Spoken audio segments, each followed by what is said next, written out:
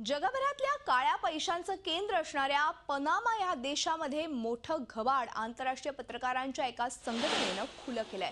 तब्बल 1,10,00,000 कागदपत्रांच्या या सर्वात मोठ्या गौप्यस्फोटाच्या बातम्यांनी आज जगभरातल्या वर्तमानपत्र भरून गेलेली आहेत। या कागदपत्रातून मोझॅक फॉन्सेका नावाच्या एका कंपनीनं जगातल्या अनेक दिग्गजांनी वैध आणि अवैध मार्गाने मिळवलेली अब्जावधींची संपत्ती पनामामध्ये गुंतवल्याचं उघडकीस आलंय।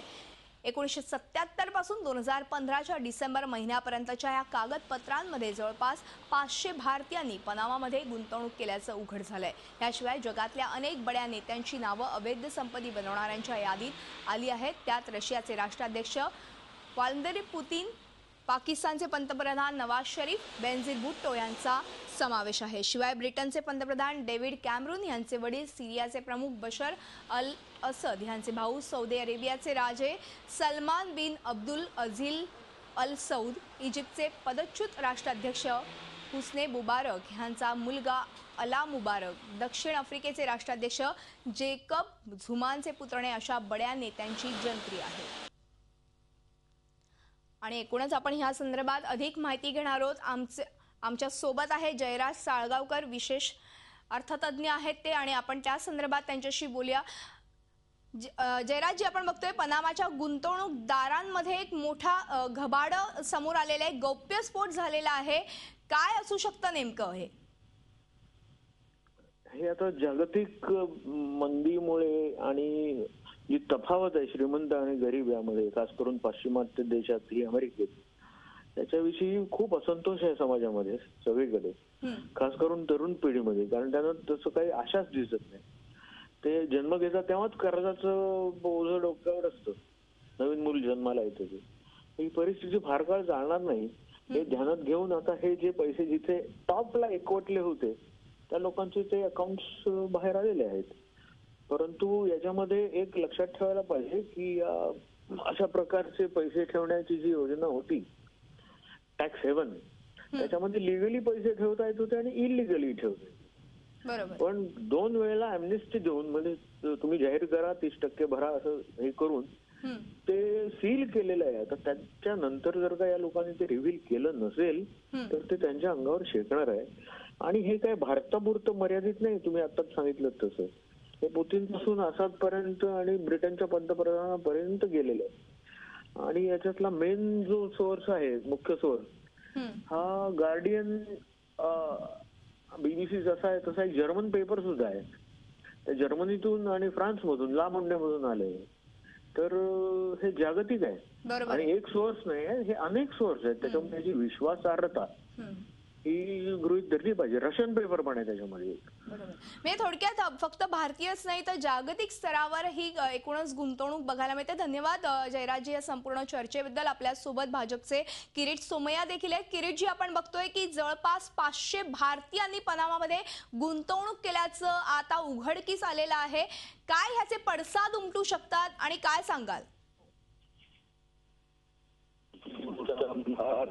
स्ट्रॉंगली घ्यावी लागणार। लोकसभेचं अधिवेशन 25 एप्रिल पासून सुरू होणार, तरी पुन्हा मी एकदा हा विषय उचलणार। मागच्या वेळी केतन पारेख जो घोटाळा झाला होता त्यावेळी केतन पारेखने मॉरिशस मध्ये असे 12 ते 65 कंपन्या उघडल्या होत्या, एकच टेबल ऑफ इन्साइडर्स। तसं आता आज आलेलं आहे की ही जी लिगल फर्म जगभरातली मोझॅक फॉन्सेका, वास्तविकरित्या ही समस्या फार जटिल आहे। लोक टॅक्स इव्हेजन म्हणजे टॅक्सची चोरी करण्यासाठी हे करतात, दुसरं ओनरशिप लपवण्यासाठी, तिसरी इन्कम लपवण्यासाठी, चौथी गोष्ट अशी आहे की यात ड्रग्सचा पैसा, क्राईमचा पैसा, टेररचा पैसा, भ्रष्टाचाराचा पैसा, हा पण अशा प्रकारचे फॉरेन मध्ये टॅक्स हेवन मध्ये कंपन्या उडून तिथे पास केला जातो।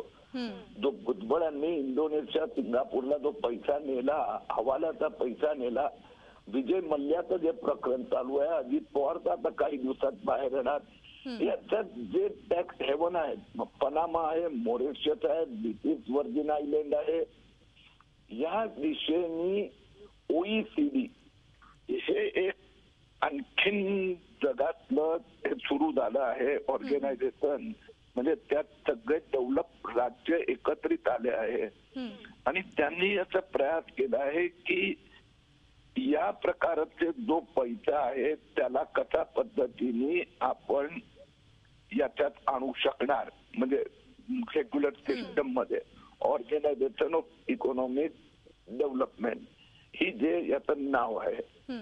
ते OECD भारत पण मेंबर आहे आणि आपण त्यासाठी धडपड करत असतो. पण त्याचबरोबर जे मोठी मोठी लोक संसदेत जे मी हा विषय उपस्थित आता काही दिवसापूर्वी केला आणि किरीटजी, आता आपण बघतोय की नरेंद्र मोदींजींनी म्हटलेलं की काळा पैसा जो आहे तो भारतात आणणार असं सांगितलं होतं. आता जो 500 जवळपास भारतीय असतील, जगभरातील अनेक लोकही असतील ह्यामध्ये इन्व्हॉल्व, येऊ शकतो का हा काळा पैसा भारतामध्ये?